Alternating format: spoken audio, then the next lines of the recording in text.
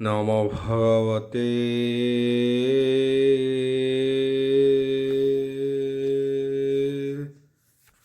বাসুদেবায়।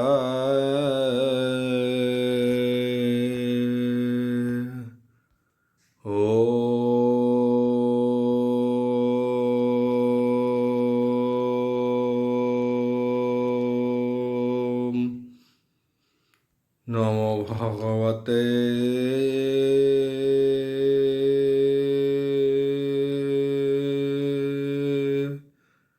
বাসুদেবায়।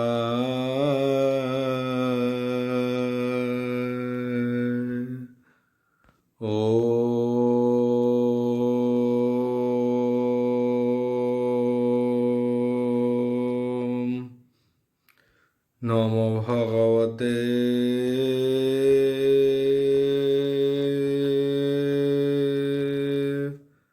বাসুদেবায়।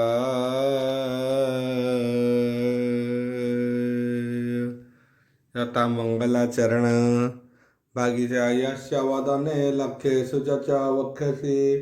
यस्य हृदय वसते तरुषियं भजे विश्वसर्वदिवालक्षणं श्रीकृष्णाख्य परध्याम जगद्धाम नमामि तत् माधव माधवस्य सर्वसिद्धिविनायते वन्दे परस्परं परस्परं प्रियलोकं मूकं करोति वाचालं पङ्गुं लङ्घयते गिरि यत्कृपाः तमः वन्दे परमानन्दो माधव यो ब्राह्मण रुद्राणां तु स्तुतन्ति दैवस्तव देवसङ्गपद पश्यन्ति जो क्षमज्ञ ध्यानवसते गदे गदे मनसा पश्यन्ति जो योगिना द्रष्टन्ते न बुद्धिसुरासुरगणदेवाय स्तुते नमः नारायणं नमस्कृत्यं नरं चैव नरोत्तमं देवी सरस्वती व्यासं ततो जयमुदीरयं निर्गलं कल्पितं फलविमुखाभिर्युक्तं पिबतं भागवतं रसमालयं प्रभु। चतुर्त्रिंश अध्याय दशम स्कंद चतुर्त्रिंश अध्याय बोलवार जीवल कहन्ति व्यासं कतनुज शुण परीक्ष्य महाराज शुक उवाच बोल वृंदवार जीवल गोपीये कृष्ण बोल शुणी चिंता छाड़िले हे मने गुणी से बालुकु देहे ऋषिकेश आरंभ कले हे केली रस रासवश्चल रासवश्चवे हे ब्रज नारी एकरे करे हे आरे धरी अनंत माया जोग करी रूप धरी गोपी के गोटी हिए गोटिए गोपी के गोविंद गोटिए स्वर्ग देखती ही देवताए के कंठ तटे हे बीड़ित से चुंबन दियहंती हर से कृष्ण को देखी ही क्रीड़ा रस कृष्ण को देखी ही क्रीड़ा रस द्रोह से होई हिले हरस गंधर्व पक्ष अपसरी विमाने गगन संचरी देखती गोविंदर केली शपथ स्वर्ग लोक मेली दुंदुभिनाद गीत स्वर कुसुमे वर हसंती शिर गंधर्वे अपहसरी मेले नृत्य करती ही रस भले हरि विनोदे हे ब्रज नारी आनंदे वृंदावने पुरी आंबर स्वादाहार सहिते विमाने बसी ही शून्य पथे देखती गोविंदर दृश्य ସମସ୍ତେ ହୋଇ ମୋହଗତ ଗୋପୀଙ୍କ ବଢ଼ି ହେବାର ଗତି ଅଙ୍ଗ ଭଙ୍ଗିମା ଝଲସନ୍ତି ବଳୟନୁପୁରସ ବଦେ କିଙ୍କିଣୀ ତାଳ ଗୀତ ନାଦେ କେହି ନ ଶୁଣନ୍ତି ଗହଳେ କୃଷ୍ଣର ମାୟା ଯୋଗ ବଳେ ନୀଳ ପର୍ବତ ମଧ୍ୟ କରି ଯେସନେ ସୁବର୍ଣ୍ଣ ପାଚେରୀ ଗୋପୀଙ୍କ ମଧ୍ୟ ହେ ଶ୍ରୀ ରଙ୍ଗ ସୁନ୍ଦର କୋଟିଏ ଅନଙ୍ଗ ନୃତ୍ୟ କରନ୍ତି ଗୋପ ନାରୀ ଗୀତେ ମୋହିଲେ ନରହରି ବେନି ଯୁବତୀ ହିଁ କନ୍ଧକର ଦେଇଣ ଉଭା ଚକ୍ରଧର ଏ ବିଧି ସବୁ ନାରୀ କନ୍ଧେ ଭୁଜ ଯୁଗଳ ଦେଇଛନ୍ଦେ ଯେହ୍ନେ କନକ କଣ୍ଠ ବେନି ମଧ୍ୟରେ ଶୋହେ ନୀଳମଣି ହୋଇଣ ଅନେକ ପୀରତି ମଣ୍ଡଳ ଆକାର ଯୁବତୀ ପାଦ ଚାଲନ୍ତି ଅଙ୍ଗ ଭୃଜେ ଭୃକୁଟି କୁଟିଳ ଆପଙ୍ଗେ କୁଚମଣ୍ଡଳ ବସ୍ତ୍ର ଚଳି ନାଚନ୍ତି ଦେଇ କରତାଳି ମୁଖେ ସୋହଇ ଶ୍ରମ ଝାଳ କବରୀ ଖସି ଫୁଲମାଳ ବସ୍ତ୍ର ପଡ଼ଇ ଫିଟି ତଳେ କଟି ମେଖଳା ଅସମ୍ଭାଳେ ବିଜୁଳି ଯେହ୍ନେ ନୀଳ ମେଘ ଦିଶନ୍ତି ଗୋବିନ୍ଦର ଲାଗ ଗୋପୀଏ ମିଳି ନୃତ୍ୟର ସେ ବୋଲନ୍ତି ଗୀତ ମନତ ସେ ଅତି ସୁସାରେ ହେ ଗଲେ ଗାୟନ ଶବଦେ ପୁରୀ ଲାଗଗନ ଏକ ଗୋପିକା କୃଷ୍ଣ ସଙ୍ଗେ ଆଳାପ କଲା ଗୀତ ରାଗେ ଆଉ ଷଡ଼ଜ ଆଦି ପଞ୍ଚସ୍ୱର ମୋହିଲା କମଳାର ବର ସେ ନାଦ ଘେନି ଆର ଗୋପୀ ଆଳାପ କଲା କି ନିରପି ଧ୍ରୁବ ତାଳରେ ବିଶ୍ରାମିଲା ଶୁଣି ହସନ୍ତି ନନ୍ଦବାଳା କେ ଶ୍ରମେ କୃଷ୍ଣ ପାଶେ ଥାଇ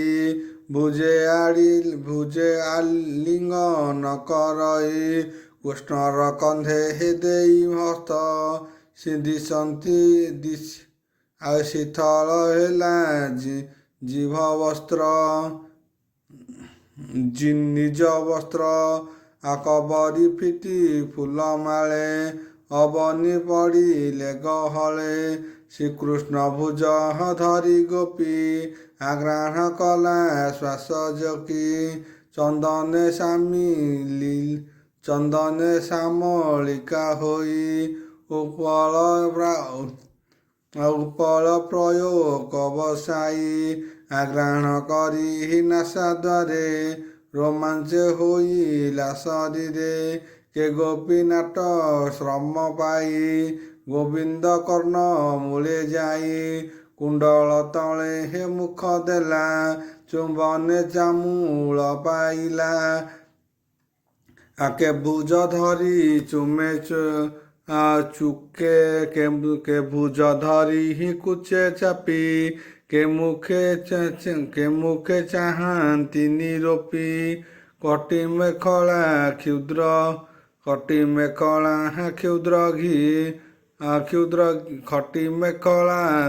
ଘି ଶବଦ କରି ନୃତ୍ୟପଟି ଗୋବିନ୍ଦ କର ଦେଇ ଶିରେ ଶ୍ରମ ଛାଡ଼ିଲେ ସୁଖ ବରେ କୃଷ୍ଣଙ୍କୁ କାନ୍ତ ପଣେ ବାଇ ଗୋପୀ ରମିଲେ ତୋଷ ହୋଇ ହରିର କଣ୍ଠେ ହେ ଭୁଜ ଦେଇ ତୋଷେ ରମିଲେ ଗୀତ ଗାଇ ନୀଳ ଉপিଳ ଗୋପୀ କର୍ଣ୍ଣେ ଆଳକେ ସୋହେ ଝାଳ ଶ୍ରମେ ବୟସ ନୂପୁର ଛବଦେ ଗୋବିନ୍ଦ ନାଚନ୍ତି ଆନନ୍ଦେ ଭ୍ରମଣ ରଙ୍ଗେ ନୃତ୍ୟ କରି ରାସ ବତ୍ସଳ ବ୍ରଜ ନାରୀ କବରୀ ଫିଟି ଫୁଲମାଳ କଟି ମେଖଳା ସମ୍ଭାଳ ଏମନ୍ତେ ନାନା ରାସବନ୍ଧ ଗୋବିନ୍ଦ ରମନ୍ତି ଆନନ୍ଦ କେବଳ ଯେତେ ଗିରି ଶିଖି କିନ୍ନରୀ ରମେ ଆମି ସୁଖୀ ବାଳକ ନିଜ ବିମ୍ବ ଦେଖଇ ଯେହ୍ନେ ଦେଇ ସୁଖୀ କୃଷ୍ଣର ଅଙ୍ଗ ସଙ୍ଗ ଲାଗି ଗୋପୀ ହୋଇଲେ ସମଭ୍ରାଗୀ କେଶବସନ ସ୍ତନବାସ ଖସିଲେ ଭୁଜନ ଶେଷ କୃଷ୍ଣର କ୍ରୀଡ଼ା ରସ ଦେଖି ତ୍ରିଦଶ ବଧୂ ଜନେ ସୁଖୀ ନକ୍ଷତ୍ର ଗଣ ଚନ୍ଦ୍ର ସଙ୍ଗେ ସକଳେ ପଡ଼ିଲେ ଅନଙ୍ଗେ ଗୋପୀଙ୍କି କୃଷ୍ଣ ରୂପ ହୋଇ ଲୀଳା ବିଦୋହୀ ଭାବଗ୍ରାହୀ ଯାହାର ନାହିଁ ରୂପ ରେଖ ଗୋପୀଙ୍କୁ ଦେଲେ ଆମି ସୁଖ ଗୋପୀଙ୍କ ମୁଖ ଘର୍ମ ଚାହିଁ କୋପେ ପଛନ୍ତି ଭାବଗ୍ରାହୀ ଯେ ଯାହା ଅଳଙ୍କାର ଭରି ଗୋପୀ ଚାହାନ୍ତି ନରହରି କୃଷ୍ଣର ନଖ କ୍ଷତ ପାଇ ଆନନ୍ଦେ ଗୋପୀ କିତ ହୋଇ କୃଷ୍ଣର କର୍ମ ଗୁଣ ମୁଖେ କହନ୍ତି ଏକ କୁଆରକେ ବ୍ରଜ କାମିନୀ ଘେନି ସଙ୍ଗେ ସ୍ତନ କୁମତି କୃଷ୍ଣ ଅଙ୍ଗେ ବ୍ରଜ ଜାମିନୀ ଅବଶେଷେ ସମୟ ଜାଣି ଋଷିକେଶେ ଜଳ କ୍ରୀଡ଼ାକୁ ମନ କରି ଗୋପୀଙ୍କୁ ଘେନି ବନମାଳୀ ଆପସିଲେ କାଳହନ୍ଦି ଭିତରେ ଶ୍ରମ ଆରତ ଖଣ୍ଡିବାରେ କରିଣ ଯୁଥ ଗଜ ଯେହ୍ନେ ଗୋପୀଙ୍କ ଶ୍ରମ ଜାଣି ମନେ ଗୋବିନ୍ଦ ହେଲେ ଗୋପ ନାରୀ ଜଳ ସିଞ୍ଚିଲେ କରେ ଧରି କଟାକ୍ଷେ ଚାହିଁନ୍ତି ଶ୍ରମକୁ ଖଣ୍ଡିଲେ କୋଟି ଜନ୍ମ ଦୁଃଖ ବିମାନେ ଥାଇ ଦେବରାଇ ପୁଷ୍ପବରସି ସ୍ତୁତି କରି ଗଜେନ୍ଦ୍ର ପାୟ ରଙ୍ଗ ମେଳେ ଲୀଳା ବିଦୋନେ ନଦୀ ଜଳେ ଚନ୍ଦ୍ର କିରଣ ବନ ଭୂମି ସୁନ୍ଦର ପ୍ରକାଶ ଯମୁନି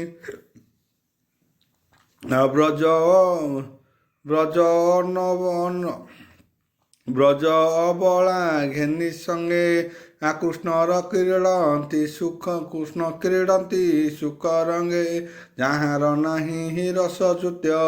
ଅଚ୍ୟୁତ ନାମେ ତେମେ ଖ୍ୟାତ ତେଣୁ ଖ୍ୟାତ ଶୁଣି ଅଭିମନ୍ୟୁ ନନ୍ଦନ ଚାହାନ୍ତି ସୁଖଙ୍କ ବଦନ ସଭୟେ କହି ମଧୁର ଚରଣେ ଦେଇ ବେନିକର ପରୀକ୍ଷିତ ଉବାଚ ବଲପୁରାନ୍ଦବାର ହରିବଲ ଭମୁନି ଅସମ୍ଭବ ବାଣୀ ସଂଶୟ ଲାଗି ଲାତା ଶୁଣି ମନୁଷ୍ୟ ସେ ଜାତ ହୋଇ ଅଖିଳ ବ୍ରହ୍ମାଣ୍ଡ ଗୋସାଇଁ ଅଧର୍ମ ନାଶିବାର ଆସେ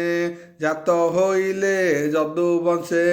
ଧର୍ମପାଳକ ନରହରି କିମ୍ପା ଧର୍ମ ଆଚରି ଜଗତ ଜନଙ୍କ ଗୁରୁ ପିତା ନୀତି ଅନୀତି ଅଧିଷ୍ଠାତା ଯେ ନାମ ମୁଖତି ପରସା ସେ କିମ୍ପା କଲେ ପରଦାସା ମହାନିଶାସେ ହେ ଜଳେ ପଶି କ୍ରୀଡ଼ା କଲେ କି ବ୍ରହ୍ମରାଶି ଦେବେ ବିରୋଧୀ କର୍ମ କରି ନିଷେଧ ବନ୍ଧ ପରିହରି ସଂସାରେ ନାହିଁ ଏ ଭଲ କର୍ମକାଣ୍ଡକୁ ଯହୁଁ ଲସଭ ଈଶ୍ୱର ହୋଇ ହୀନ କର୍ମ କିମ୍ପା ଛାଡ଼ିଲେ ନିଜ ଧର୍ମ ନିଜ ମହିମା ହାମି ରତ ସେ କିମ୍ପା କଲେ ବିପରୀତ କି ଅଭିପ୍ରାୟ ନ ଜାଣଇ ସଂଶୟ ଛେଦ ମଗ ସାଇ ରାଜା ବଦନ ଚାହିଁ ମୁନି କହନ୍ତି କୃଷ୍ଣ ଭାବ ଘେନି ସୁକ ଉଚ ବୃନ୍ଦବାର ହରି ବୋଲ ଶୁଣ ରାଜନ ଭାଗବତ ଏ ବଡ଼ ଲୋକଙ୍କର ମତ ଏହାଙ୍କ କର୍ମ ବିପରୀତ ଯେଣୁ ଏ ଯେତେ ବଳବନ୍ତ ତେଣୁଟି ଦୋଷ ଗୁଣ ନାହିଁ ଅଗ୍ନି ଯେ ସନେ ସର୍ବଦେହି ସତ୍ୟ ପୁରୁଷ ଆମିତ୍ରତ ଆଉ ଆବରି ଅଛ ଇ ଜଗତ ତୁ ଅବା ଦେବ କର୍ମ କହୁ ଦେବପାଦରୁ ଜନ୍ମ ଯେହୁ ତେଣୁ ସେ ନମନ୍ତି ତମନ୍ତି ତାତା ଖଟନ୍ତି ପରି ଚାରେ ଯାହା ଆଉ ଏହାଙ୍କ ମତ ଯେ ଆଚରି ଆଉ ମନ ବଚନେ ଦେହ ଧରି ତୁ ଅବା ବୋଲୁ ମହି ଲୋକ ଏକଥା କରି ବଟି କଥ ବଡ଼ର କର୍ମ ଅନୁସରି ସାନ କି ତାହା କରିପାରି ଯେବେ କରିବେ ମୂଢ଼ପଣେ ନାଶ ହୋଇବ ତୀକ୍ଷ୍ଣଣେ ତକ୍ଷଣେ ଜଳଧି ମନ୍ଥନରେ ବିଷ ରୁଦ୍ରଙ୍କୁ ଆହେ ନାହିଁ ଗ୍ରାସ କୃଷ୍ଣ ଯେ ଧଇଲେ ମନ୍ଦର ଦ୍ୱାଦଶ ଯୁଦ୍ଧ ଗିରିବର ଅନର ଶସ୍ୟ ନୋହେ କରି ଅଙ୍ଗୁଳି ଅଗ୍ରେ ଗିରିଧରି ଏହାଙ୍କ ବଚନ ହିଁ ସତ୍ୟ ଆନକେ କରନ୍ତି ଏ ମତ ଯେ ବୁଦ୍ଧି ମନ୍ତୁ ସାଧୁ ଧୀର ସେ ନ କରିବ ଏବେ ଭାର ଈଶ୍ୱର ଆଦିଙ୍କର ମତ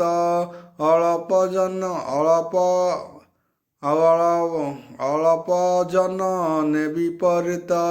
ପଶୁ ମନୁଷ୍ୟ ଦେହ ଦେବଙ୍କର ଈଶ୍ୱରଙ୍କର ସେ ଈଶ୍ୱର ଯାହାର ଦେହ ବୁଦ୍ଧି ନାହିଁ ଶୁଭ ଅଶୁଭ ତାର କାହିଁ ତାହାର ପାଦ ପଦ୍ମ ଧୂଳି ଆନନ୍ଦ ହୋଇ ଶିରେ ବଳି ନିଶ୍ଚଳ ଯୋଗ ଶ୍ରମ କରି କର୍ମ ନାଶନ୍ତି ବ୍ରହ୍ମଚାରୀ ତାହାର ପଦ୍ମ ପାଦ ବାରି ଆନନ୍ଦେ ଶିବ ଶିରେ ଧରି ତାହାର ଜନ୍ମ ବନ୍ଧ ନାହିଁ ଇଚ୍ଛା ସମ୍ପଦ ଯାର ଦେହି ଗୋପୀ ଗୋପାଳେ ଆଦି କରି ଜନ୍ତୁ ଜୀବନ ଯେ ଆବରି ଜଗତ ଜନ ହତାରିବାରେ ଯେ ଜାତ ମନୁଷ୍ୟ ଶରୀରେ ତାର ଚରିତ ମନେ ଚିନ୍ତି ଭକତି ପଥ ଆବରନ୍ତି ଗୋପୀ ଗୋବିନ୍ଦ ମାୟାମୋହି କୋପେ ନ କଲେ ଗୋପୀ ନା ଚାହିଁ ଆଶା ପାଶେ ଥିବାର ପ୍ରାୟ ମଣି ଗୋପାଳ ଦେଖନ୍ତି ତରୁଣୀ ପୂର୍ବହୁ ଅଧିକ ସେ ନେହ ଯୁବତୀ ଜନେ ନାହିଁ କହ ଶୁଣ ରାଜନ କୃଷ୍ଣ ରସ ବ୍ରହ୍ମଜାମିନୀ ହେଲା ଶେଷ ଏମନ୍ତେ ରଜହନି ପାହିଲା ଗଗନେ ଅରୁଣ ଦିଶିଲା କୃଷ୍ଣ ରଙ୍ଗ ସଙ୍ଗ ପାଇ ଗୋପୀଏ ଗଲେ ଦୋଷ ହୋଇ କୃଷ୍ଣ ଚରଣ ମିଳିଲେ ଯେ ଯାହା ଭୁବନ ଗୋପୀ ଗୋବିନ୍ଦ ହେବେ ବେଳି ବନ ଏଣେ ଯେ ହନ୍ତି ସାବଧାନ ଭକତି ହୃଦେ ପରିମାଣି ଏଣେ ଭେଟିବ ଚକ୍ରପାଣି ସକଳେ ଦୂରି ତରୁ ଦରେ ସେ ନ ପଡ଼ଇ ମାୟା ଘରେ ବୋଲଇ ଦାସ ଜଗନ୍ନାଥ ରାସ ଉତ୍ସବ ଭାଗବତ ସୁଜନ ଜନେ ଏହା ଚିନ୍ତ ଏଣେ ଛାଡ଼ିବ ମନୁଭ୍ରାନ୍ତ ଭକତି ହୋଇବ ତୁମ୍ଭର ହେଳେ ତରିବ ମାୟା ଘୋର ମୁଛା ରହିନ ମୂଢ଼ପଣେ ସେବଇ ତୁମ୍ଭର ଚରଣେ ମୋହର ନଘେ ନିବା ଦୋଷ ଗୀତେ କହିଲେ କୃଷ୍ଣ ରସ ପୁରାଣ କଲି ଗୀତ ରସ ଯାହା ବୋଇଲେ ପିତବାସ କେତାହା କରି ବଟିଆନ ବସୁରୀ ପ୍ରଭୁ ଭଗବାନ ଯହିଁ ମୁଁ ହରି ସେବା କଲି ଭାବେଣ ତୃପତ ନୋହିଲି ଆଜ୍ଞା ମାଗିଲି ପାଦେ ପଡ଼ି ଧ୍ୟାନ ଧାରଣା କର୍ମ ଛାଡ଼ି ମୋ ମନ ହୋଇଲା ପ୍ରସନ୍ନ ଆଜ୍ଞା ଯେ ଦେଲେ ଭଗବାନ ପୁରାଣ ଦୋଷ ଭାଷା ଗୀତ ରଚିବୁ ଶ୍ରୀ ଭାଗବତ ତୋହର ହୃଦେ ଆମ୍ଭେ ଥାଇ ପଦକୁ ପଦ ଦେବୁ କହି 1800 ଷୋଳକ କୀଟ ବଖାଣ ଏକୁ ଏକ ପୂର୍ବେ ପରୀକ୍ଷିତ ଆଗର କହିଲେ ଶୁକ ମୁନିବର ତାହା ପ୍ରକାଶ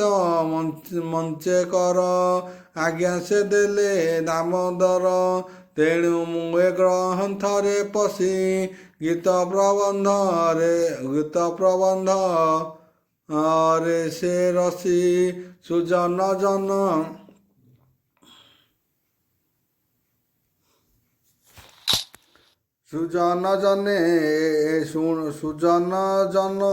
ସୁଜନେ ଶୁଣ ଏକଚିତ ହରିଙ୍କି ଭଜ ଅନୁବ୍ରତ ପୁରାଣ ଶ୍ରୀ ଭାଗବତ ଦେବର ମଧ୍ୟେ ସାରସ୍ୱତ ସୁକ କହିଲେ ଯେଣୁ କଥା ଶୁଣିଲେ ଛାଡ଼େ ଭବ ବ୍ୟଥା ଶ୍ରୀକୃଷ୍ଣ ଗୋପୀ କ୍ରୀଡ଼ା ରସ ଅହଇ ଜଗନ୍ନାଥ ଦାସ 191 193 ଦଶମ ସ୍କନ୍ଦ ଚତୁର୍ବିଂଶ ଅଧ୍ୟାୟ ଗୋପଲୀଳା ଶ୍ରୀମଦ୍ଭାଗବତେ ଇତି ଶ୍ରୀମଦ୍ଭାଗବତେ ମହାପୁରାଣେ ପରମାସ୍ୟା ସଂହିତା ଦଶମ ସ୍କନ୍ଧେ ପୂର୍ବାରୁଦ୍ଧ ରାସକ୍ରୀଡ଼ା ବର୍ଣ୍ଣନ ନାମ ଚତୁର୍ତ୍ରିଂଶ ଅଧ୍ୟାୟ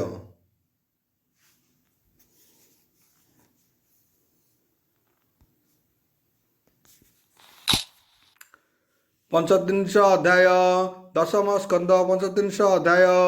ଶୁକ ଉବାଚ ବୋଲ ବାନ୍ଦବାର ହରି ବୋଲ କହନ୍ତି ଶୁକ ପୁଣ୍ୟ କର୍ମା ଶୁଣ ହୋ ଶ୍ରୀକୃଷ୍ଣ ମହିମା ଦିନକେ ନନ୍ଦ ଆଦି ଲୋକେ ତୀର୍ଥ ଉତ୍ସବ କୌତୁକେ ଅମ୍ବିକା ପୂଜାର ବିଧାନେ ଗୋପୀ ଗୋପାଳ ତୋଷ ମନେ ସକଟେ ନାନା ଦ୍ରବ୍ୟ ଘରି ଗୋପୀ ବାହାର ନର ନାରୀ କାନନେ ମିଳିଲେ ସକଳେ ନିର୍ମଳ ସ୍ୱର ସତୀ କୂଳେ ଗୋପାଳେ ନିତ୍ୟ କର୍ମସାରୀ ଉଜିଲେ ଶଙ୍କର ଗୌରୀ ବିବିଧ ବ୍ରତ ଉପହାରେ ତୋଷିଲେ ଭବାହାନି ଶଙ୍କରେ ଗୋରୁ କାଞ୍ଚନ ମିଷ୍ଟର୍ଣ୍ଣ ଶିବ ସନ୍ତୋଷେ ଦେଲେ ଦାନ ବୋଲନ୍ତି ଦେବ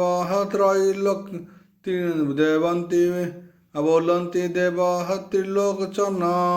ଆମ୍ଭରେ ହୋଇଲା ପ୍ରସନ୍ନ ସୁଲଭ ଲତା ତୃଣ ଜଳ ଯେମନ୍ତେ ଗୋରୁ ଦିଅନ୍ତି କ୍ଷୀର ସର୍ବ ବିପଦ ବିଘ୍ନ ନାଶ ଭୋ ଦେବ ବିଶ୍ୱବାସ ଏମନ୍ତେ ବୋଲୁ ସ୍ତୁତି କଲେ ହରଚଣ୍ଡୀଙ୍କି ଆରାଧିଲେ ଆନନ୍ଦେ ବଞ୍ଚିଲେ ଦିବସ। ନୃତ୍ୟ ଖଟଣି ଗୀତ ରସ ବ୍ରତ ଆଚରି ସୂଚି ମତେ ସେବକେ ଶୋଇଲେ ନିଶ୍ଚନ୍ତେ ନନ୍ଦ ସୁନନ୍ଦ ହବାଦି କରି ଗୋପରେ ଯେତେ ନର ନାରୀ ରଜନୀ ଘୋର ଅନ୍ଧକାର ଯଶୋଦା କୋଳେ ହେ ଦାମୋଦର ଘୋର ଗହନ ଅର୍ଦ୍ଧନିଶି ସର୍ପେ ମିଳିଲା ତହିଁ ଆସି କେହି ନ ଦେଖିଲେ ନୟନ ମିଳିଲା ନନ୍ଦ ହର ଶୟନେ ମୁଖ ବିସ୍ତାରୀ ମହାକାଏ ଗୋପେ ଗିଳିଲା କଣ୍ଠ ଯାଏ ସର୍ବ ଉପଦହରେ ଥାଇ ନନ୍ଦ ବିକଳେ ଡାକ ହୋଇ ଗୋବିନ୍ଦ ହେ କୃଷ୍ଣ ସର୍ପ ବଳିୟାର ଗିଳିଲା ମୋହର ଶରୀର ବହନ ଆସ ହବେନି ଭାଇ ପିତା ତୁମର ନାଶ ଯାଇ ନନ୍ଦର ଦେଖି ହୀନ ବିକଳ ଗୋପାଳେ ଡାକ ହନ୍ତି ଚହଳ ଉଠି ଧାଇଁଲେ ହେ ଧାତିକାରେ କାଠ ପାଷାଣ ଘେନି କରେ ସର୍ପ ଉପରେ ହେ ନେଇ ପିଟି ନନ୍ଦ ଶରୀରେ ହେ ଅଛନ୍ତି ଗୋଟି କୃଷ୍ଣ ଧାଇଁଲେ ହେ ତାହା ଶୁଣି ନିଦ୍ରା ଉପେକ୍ଷି ସେହି କ୍ଷଣି ସର୍ପକୁ ଦେଖି କୋପ ଭରେ ପାଦ ପ୍ରହାରିଲେ ଉପରେ କୃଷ୍ଣର ଲାଗି ଶ୍ରୀପୟର ପ୍ରାଣ ଛାଡ଼ିଲା ଅଜଗର ତକ୍ଷଣେ ନିଜ ରୂପ ହୋଇ ଯେତେ ବିରାଜେ ହେ ବନ ଭୂଇଁ ବନ୍ୟ ପୁରୁଷ ଅବତାର ତୁଲେ ନୁହନ୍ତି ବିଦ୍ୟାଧର ଗଞ୍ଜେଇ ଦଶ ଦିଶ ଦେହେ ପଡ଼ିଲା କୃଷ୍ଣ ପଦ୍ମ ପାଏ ଦେଖି ତାହାର ଦିବ୍ୟ ବେକ ହସିଲେ ପ୍ରଭୁ ବ୍ରହ୍ମମୁଖ ବିବିଧ ରତ୍ନ ମାଳେ ରଖେ ଶରଣ ଚନ୍ଦ୍ର ପ୍ରାୟ ମୁଖେ ବିବିଧ ଆଭରଣ ଦେହେ ଶିରେ ଦେଉଛି କୃଷ୍ଣ ପ୍ରାୟ ବୋଲନ୍ତି ଦେବ କି ନନ୍ଦନ କୋମଳ ମଧୁର ବଚନ ଏତଟଇ ବିପରୀତ ସର୍ପ ଉଦରୁ ହୋଇ ଜାତ ତାରୂପେ ପଟାନ୍ତର ନାହିଁ କିମ୍ପାଇଁ ଥିଲୁ ସର୍ପ ହୋଇ କହ କେ ବହଣ ବ୍ୟବହାର ଶୁଣିତେ ସରହ ଦାମୋହର ସଂସାରେ ତୋର ରୂପ ଦେଖି ପିଛାଡ଼ି ନ ପାହାରନ୍ତି ଆଖି ଏ ଗତି ପାଇ ଲୁକେ ମନ୍ତ ସର୍ପ ଶରୀର ବିପରୀତ କୃଷ୍ଣ ବଚନ ଶୁଣି ଧୀରେ କର ଅଞ୍ଜଳି ଦେଇ ଶିରେ ବେନି ଲୋଚନୁ ବହେ ନୀର ବୋଲଇ ଶୁଣ ବେଣୁଧର ବନାଥ ଶୁଣି ହିମା ଅନନ୍ତ ମୁଁ ଇନ୍ଦ୍ର ଦେବ ତାର ସୁତ ଅତି ସୁନ୍ଦର ରୂପ ଦେଖି ପିତାମ ନାମ ଉପଲକି ରୂପେ ମୋହିଲି ତିନିପୁର ସୁଦର୍ଶନ ନାମ ମୋର ଶୁଣିମା ପ୍ରଭୁ ଦାସରଥି ଗର୍ବ ହୋଇ ମୁହୁଡ଼ମତି ଅଙ୍ଗିରା ଋଷିଙ୍କର ବାଳେ ଖେଳନ୍ତି କୃଷ୍ଣ ବୃଦ୍ଧ କାଳେ ବୃକ୍ଷ ଡାଳେ ଦୈବ ଋଷିଙ୍କୁ କୁମର ତପ ସମାଧି ଅସୁନ୍ଦର ତାହାଙ୍କୁ ବୋଲହନ୍ତି ଧିକାରୀ ଏ ଦେହ କିମ୍ପା ଅଛ ଧରି ଦେଖ ମୋହର ଦିବ୍ୟ ରୂପ ଶ୍ରମେ କି ଆସୁ ଅଛି ତାପ କର ମାଂସ ଦେହ ନାହିଁ ଶୁଭ ଦିଶିବ ତୁମ୍ଭ କାହିଁ ମୁଖକୁ ନାହିଁ ପଟାନ୍ତର ଯେ ସନେ ଚୁମ୍ବକ ବାମର କର ଚରଣ ହଦେ ବେଣ ଜିଣି ଯେସନେ ଉଲହଳ ଚାହାଣି ଏମନ୍ତେ ଉପହାସ କଲି ଖେଳ ସ୍ଥାନ ହରେ ମିଳିଲି ଶୁଣି ଚାହିଁଲେ ହେ କୋପ ବହି ବୋଇଲେ ସର୍ପ ହୁଅ ତୁହି ଉଶ୍ଚିତ ଅଜଗର ରୂପୀ ରହିବୁ ବନ ଗିରି ବ୍ୟାପୀ ଜଗତ ବନ ଗହନେ ହେ ପାଉ ଦୁଃଖ ଯେହୁ ପଡ଼ିବୁ ତୋର ମୁଖ ସେ ବଳି ହୋଇବ ତୋହର ପାଇଲେ କରିବୁ ଆହାର ଗରବ ବହିଲୁ ତୁ ମତେ ସର୍ପ ତୁ ହୁଅ ବୃନ୍ଦାବନେ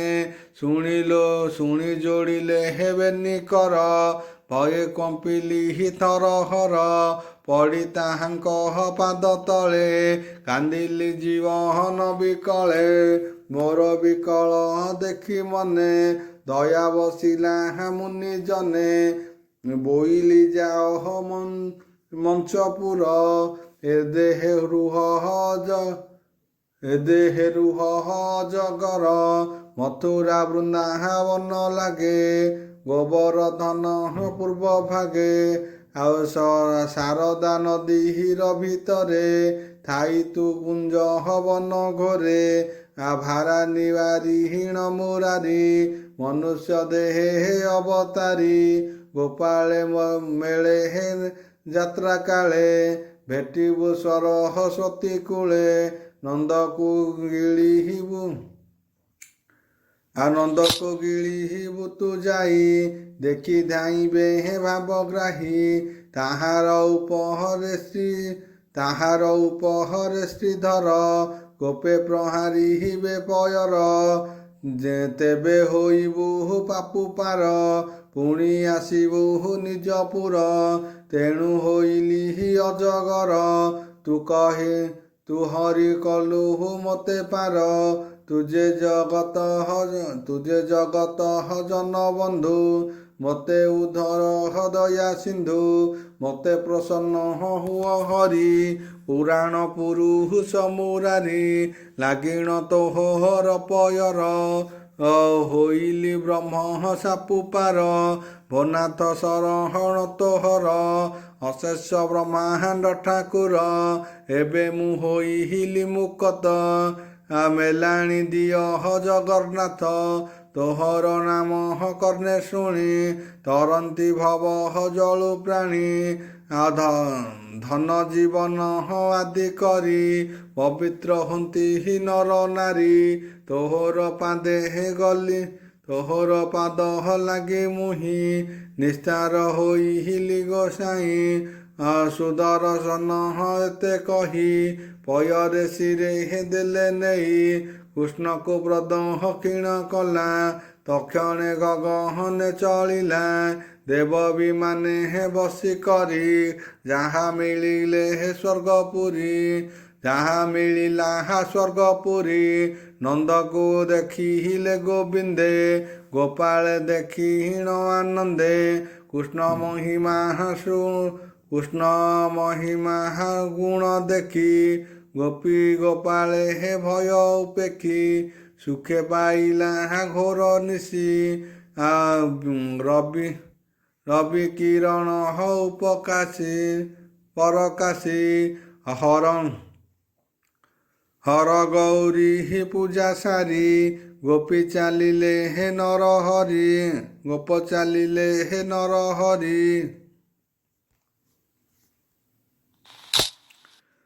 ଗୋପାଳେ କହଳ ସମ୍ଭାର ଘେନି ଚଳିଲେ ଗୋପପୁର ଯାଆନ୍ତେ କହନ୍ତି କୃଷ୍ଣ କଥା ଛାଡ଼ିଲେ ମନୁ ଦୁଃଖ ଚିନ୍ତା ଇନ୍ଦ୍ର କୁମାର କୃଷ୍ଣ ତାରି ଗୋପେ ବିଜୟ ନର ହରି ପରୀକ୍ଷ ଶୁକ ମୁନି କହେ ସୁଜନ ଜନ କର ଲଏ କହଇ ଦାସ ଜଗନ୍ନାଥ ହରିଚରିତ ଭାଗବତ ଇତି ଶ୍ରୀମଦ୍ଭାଗବତେ ମହାପୁରାଣେ ପରମାଂସ୍ୟା ସଂହିତା ଦଶମ ସ୍କନ୍ଧେ ପୂର୍ବାରୁଦ୍ଧ ଶ୍ରୀକୃଷ୍ଣ ବିଜये ସୁଦର୍ଶନ ମୋକ୍ଷଣ ନାମ 35 ଅଧ୍ୟାୟ।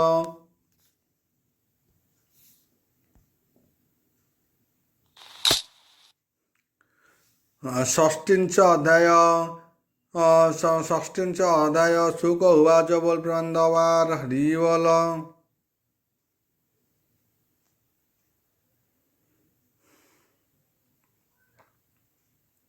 एबे हो शुण ह नरनाथ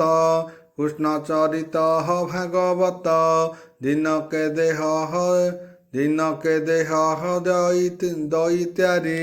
संगरे घेनी गोप नारी बालदेवଙ୍କୁ ଘେନି ସଙ୍ଗେ ମିଳିଲେ ବୃନ୍ଦାବନ ଲାଗେ ଶୀତଳ ବସନ୍ତର ବାଏ ବନେ ବିଜୟ ଦେବରାଏ ଶଶାଙ୍ଗ କିରଣେ ରଜନୀ ସୁନ୍ଦର ଦିଶେ ବନଭୂମି ରାମ ଗୋବିନ୍ଦ ଗୋପ ନାରୀ ବିବିଧ ମତେ ନାନା କେଳି ମଧ୍ୟେ ବିଜୟ ହଳଧର ଗୋପୀଶାନନ୍ଦ ଗୀତ ସ୍ୱର ଓಂ ଭୂର୍ଭୁବସ୍ୱଃ ତସ୍ୟ ବିଦୁର୍ବରେଣ୍ୟଂ ଭର୍ଗଦେବସ୍ୟ ଧୀମହି ଧିୟୋ यो न ପ୍ରଚୋଦୟାତ୍। ଆକୃଷ୍ଣ କହନ୍ତି ଗୀତ ନାଦ ହରିଲେ କାମି ନିବିଷାଦ କୁନ୍ଦ ମଲ୍ଲିକା ଗନ୍ଧସାର ଶୀତଳ ବହ ସମୀର ଗୋବିନ୍ଦ ଗୀତ ଶୁଣି କର୍ଣ୍ଣେ ମୂର୍ଚ୍ଛିତ ହେଲେ ହେ ପଶୁ ଗଣେ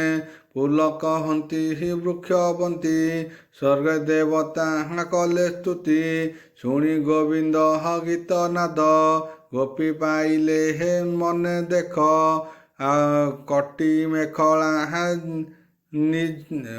ମେଖଳା ଝିନ ବାସ କବରୀ ହୋଇ ହିଲା ଆଶ୍ୱାସ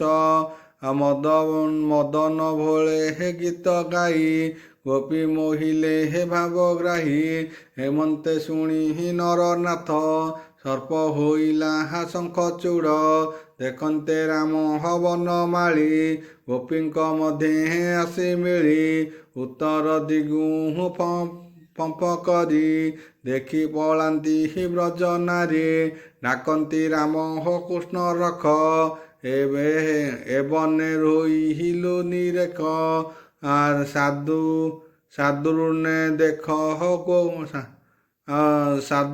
ସାଦୁରୁଳେ ଦେଖ ଗୋରୁ ବଦ ଯେହ୍ନେ ପାଆନ୍ତି ଅନ୍ତରାଳ ଶୁଣି ଧାଇଁଲେ ହେବେନି ଭାଇ ନଡର ବୋଲି ଡାକ ଦେଇ କରେ ଉପାଡ଼ି ବେନିଶାଳ ମିଳିଲେ ଗୋପୀଙ୍କର ମେଳ ଯମର ଦୂତ ପ୍ରାୟ ହୋଇ ଦେଖି ଶଙ୍ଖଚୂଡ଼ ପଳାଇ ଗୋପ କାମିନୀ ମଧ୍ୟେ ଥିଲା ଜୀବନ ଭରେ ପଳାଇଲା ତାହାର ଶିରେ ମଣି ଚାହିଁ ବେଗେ ଧାଇଁଲେ ଭାବଗ୍ରାହୀ ପଛେ ରହିଲେ ହଳଧାରୀ ଗୋପୀ କାମିନୀ କିଆ ବୋରି ପଛେ ଗୋଡ଼ାନ୍ତେ ନାରାୟଣ ସର୍ପ ହୋଇଲା ବଳକ୍ଷୀନ ମୁଷ୍ଟି ପ୍ରହାରୀ ସର୍ପ ଶିରେ ମୁନି ଘେନିଲେ କୃଷ୍ଣ କରେ ଗୋବିନ୍ଦ ମୁଷ୍ଟି ଶିରେ ଲାଗି ସର୍ପ ହୋଇଲା ମୁଖ୍ୟ ଯୋଗୀ ଗୋବିନ୍ଦ ମଣି ଘେନି କରେ ମିଳିଲେ ରାମ ଛାମୁରେ ରାମର କରେ ମଣି ଦେଇ ପ୍ରଣାମ କଲେ ଭାବଗ୍ରାହୀ ସେ ରାମ କୃଷ୍ଣ ପାଦ ଗତେ ନମଇ ଦାସ ଜଗନ୍ନାଥେ କର ସୁଦୟା ହେବେନି ଭାଇ ମରୁଛି ଭବେ ପଡ଼ି ମୁହିଁ ଇତି ଶ୍ରୀମଦ୍ଭାଗବତେ ମହାପୁରାଣେ ପରମାଂସ୍ୟା ସଂହିତା ଦଶମ ସ୍କନ୍ଧେ ପୂର୍ବାରୁଦ୍ଧ ଶଙ୍ଖଚୂଡ଼ ବୋଧ ନାମ ଷଷ୍ଠୀଂଶ ଅଧ୍ୟାୟ।